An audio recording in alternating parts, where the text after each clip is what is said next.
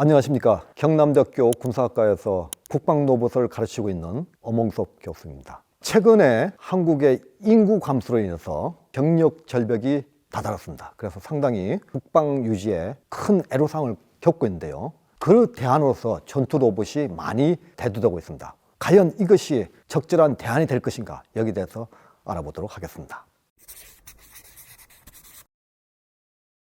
2020년 1월 3일이었습니다. 이라크 바그다드 국제공항에서 이란의 2인자였던 솔레이마니가 암살당하는 사건이 발생했습니다. 당시는 누구의 소행이었는지 밝히지는 않았지만 후에 미국의 무인기였던 MQ-9 리퍼의 정밀 타격에 의한 암살이었다는 사실이 알려지면서 MQ-9 리퍼는 하늘의 암살자라는 별명을 얻게 되었습니다.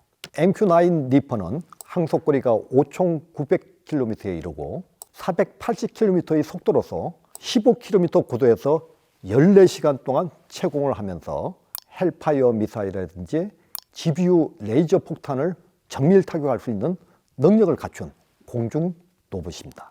이제 인간의 한계를 극복하고 인간 생명을 존중하는 세계적인 추세에서 전투 로봇은 미래 전쟁의 게임 체인저로서 불가피한 선택이라고 할 수 있겠습니다. 전투 로봇은 일반적으로 지상, 해양, 공중으로 구분이 됩니다. 공중 로봇은 가장 개발 및 운영 분야가 활발하게 진행되고 있는 분야로서 무인기와 무인 항공기, 무인 헬기 등으로 확장되고 있습니다.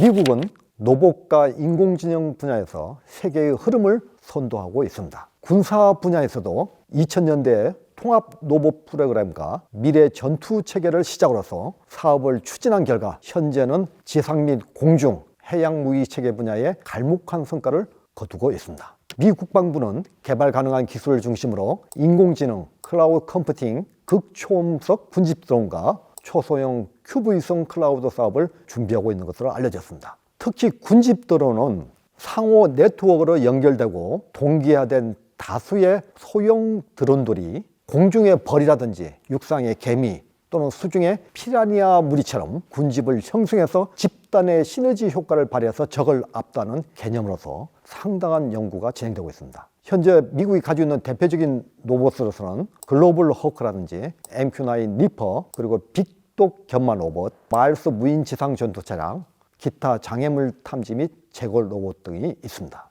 또한 최근에 미 육군은 캐나다 업체로 투명 망토를 제작 주문해서 화제가 되기도 했습니다.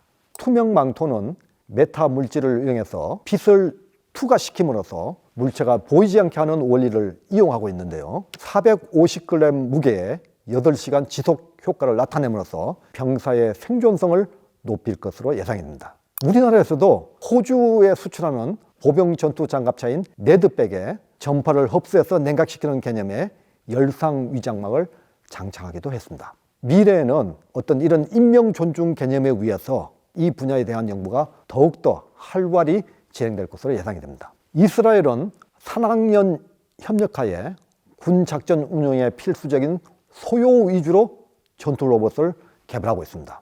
또 정부에서는 국방 로봇 전담 조직을 편성해서 적극적인 지원을 하고 있습니다. 현재 개발해서 운영하고 있는 로봇은 휴대가 가능하고 주야간 정찰 및 소형 무기를 장착할 수 있는 바이퍼 로봇, 그리고 건물 지역과 동굴 등에서 전투 정찰을 하면서 자폭 능력까지 갖춘 아이볼 로봇 등이 있고, 특수부대 요원 침투 및 환자 수송이 가능한 에어로물 무인기를 개발한 것으로 확인됐습니다. 또한 숲풀 지역과 건물 지역에서 모두 기능이 가능하고 정찰 및 자폭 능력을 갖춘 뱀 로봇을 개발해서 수출까지 했습니다. 특히 이스라엘은 상용 기술 및 부품을 활용해서 실전 위주의 로봇을 개발한 뒤에 전투 실험을 통해서 신속하게 전력화하는 정책을 추진하고 있는데요. 여기서 핵심 기술은 데이터베이스화해서 적각 응용이 가능하도록 실질적인 정책을 추진하고 있습니다. 2022년도에는 한국과 로봇 분야 공동기술 개발을 위해서 한국, 이스라엘 라이트하우스 프로그램을 진행하고 있습니다. 자, 이와 같이 최근에 전투 로봇 분야를 선도하고 있는 국가로서는 미국과 이스라엘, 러시아 등이 있고, 우리나라도 대표적인 전투 로봇 선진국이라고 할 수 있겠습니다. 그러면 한국의 전투 로봇 현황은 어떨까요? 이스라엘 국방군의 예비 조직인 브라더스 인 암스는 최근 팔레스타인 무장정파 하마스와의 전쟁에 투입하기 위해서 LIG 넥스원이 최근에 인수했던 미국의 고스트 로보틱스에서 개발한 비전 60이라는 사족 보행 로봇 3대를 구매했다고 이스라엘 매체가 작년 12월 14일에 보도를 했습니다. 비전 60은 다양한 환경에서 안정적으로 작동을 할 수 있는 능력을 갖추고 있습니다. 이 로봇의 크기는 약 중대형 경과 유사한 크기를 가지고 있고요. 알루미늄 합금 소재로 만들어져 있고요. 전방 색상 감지 그리고 후방 색상 및 깊이 감지를 할 수 있는 카메라가 있고 배터리정으로 구성되어 있습니다. 이 로봇계의 주요 특징은 블라인드 모드로서 비전 센서의 사용이 어려운 환경에서도 구동과 운용을 할 수 있다는 것인데요. 특히 생활 방수가 가능해서 물속에 완전히 들어갔어도 30분 정도 존재할 수 있고요. 바로 땅에 나와도 움직일 수 있는 이런 특징을 가지고 있습니다. 속도는 인간의 보통 속도와 유사합니다. 리튬 이온 배터리를 완충했을 경우 10.5km까지 운행이 가능하고 최대 약 20kg 안팎의 장비를 장착해서 운영할 수도 있습니다. 밀리터리닷컴에 의하면 2023년 9월에 미 육군은 로봇계 비전 60에 XM7 소총을 장착해서 무기화하기 위한 시험 평가를 결정했다고 합니다. 이 전투 시험이 만약에 성공한다면 향후 로봇의 무기화에 더욱더 박차를 가할 것으로 예상이 됩니다. 이스라엘은 이 로봇기를 이용해서 하마스 땅굴에도 투입할 것으로 예상이 됩니다.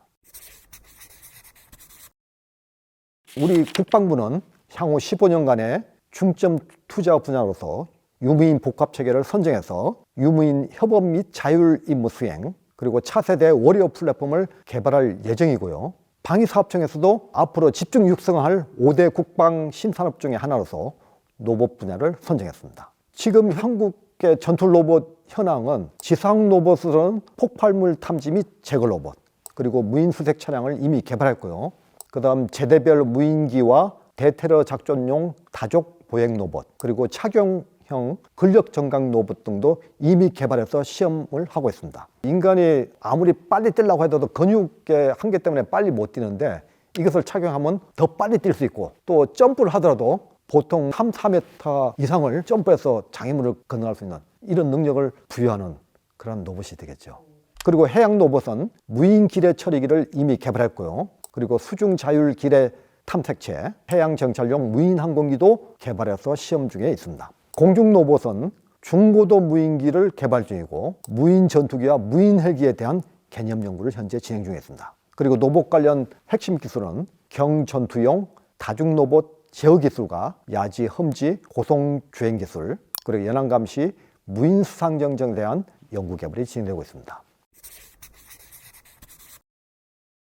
자, 그러면 과연 병력 절벽 현상을 전투 로봇으로 해결할 수 있는가? 일단 우리 한국의 산업 로봇의 밀도로 봤을 때는 한국이 지금 세계 최고의 수준을 유지하고 있습니다. 근데 로봇의 특징은 이 산업의 기술력을 그대로 전투 로봇으로 연결할 수 있다는 이런 장점이죠. 따라서 한국의 전투 로봇 수준은 세계 5위권 안에 든다고 조심스럽게 판단할 수 있습니다. 물론 양과 질적인 면에서 선진국과는 좀 비교가 어렵겠지만 세계 첨단 기술을 보유하고 있는 이스라엘과 협업을 할 능력을 갖췄다는 것은 굉장히 주목할 만한 사실입니다. 지금 현재 우리 방산이 세계 6대 강국이라고 하는데 이 방산 강국 추진과 연계해서 전투 로봇 강국도 충분히 가능할 것으로 이렇게 예상은 됩니다.